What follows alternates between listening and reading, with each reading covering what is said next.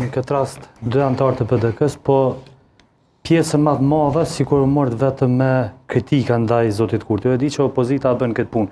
Po tash nëse kthehemi 5 vjet opozitë, nuk është as PDK-ja, as LDK-ja, as AK, nuk është që keni bë ta themi ndaj opozitën me thonë shumë fuqishme. Tash po hinë emrat e individëve, po sidomos në raport me veriun, PDK-ja dhe LDK-ja gjithmonë ose kanë reaguar shumë vonë, ose kanë prit çka po thotë ambasada e Amerikës etj. Po mendoj që nashti është strategjia juaja që mu marr vazhdimisht me ato që ka bërë se që s'ka bërë Albin Kurti. Kuptoj që votat fitohen në këtë formë. Pa nuk është pak dashta e tepruar që mu marr vetëm me Albin Kurtin e mos më na kallëzu sak 3 sene çka keni mi bërë si PDK. Domethënë 1 2 3, pak më thjesht, se unë kuptoj që jeni ekspert në fusha të caktuara.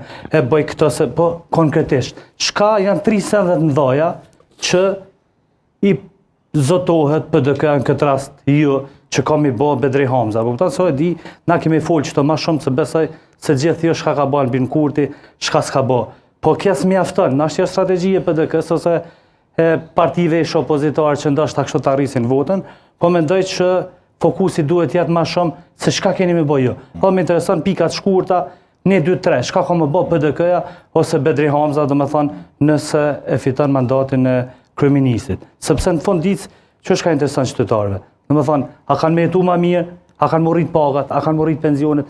E kuptoj këtë pjesën profesionale, po tash nëse e lodhi votuesin pa ne keq kuptim.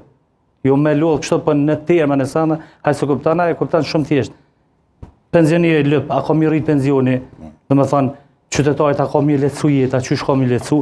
Pra më intereson 3 pika, çka bën PDK-ja nëse e merr qeverinë e drejtën. Kështu, sa i përket vetëm opozitarizmit, pastaj do të kthehen atë pyetja konkrete.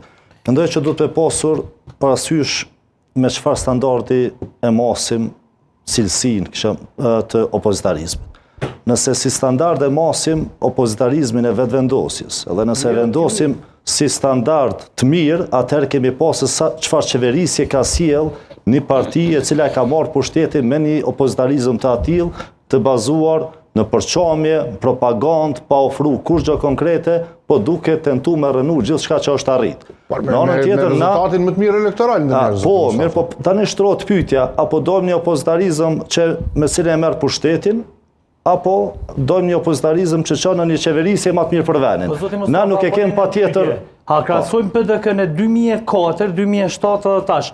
Të kujtohet çfarë opozite ka bërë PDK. Shumë të fuqishme. A ma tash me krahasuar opozitë me këtë punë? Na nëse shohim edhe opozitarizmin që kemi bërë për krizën ekonomike, ne nuk është që vetëm kemi kundërshtuar vetëvendosjen, po kemi dhënë edhe rekomandime konkrete se çysh më marr me krizën e çmimeve në atë kohë, çysh më marr me standardin e jetesës qytetarëve me mirëbajtje, tjetër është që ka hasur vesh çordhër. Nëse e shohim mbrojtjen e kushtetutshmërisë, mendoj që kemi qenë proaktiv shumë edhe kemi mbrojtur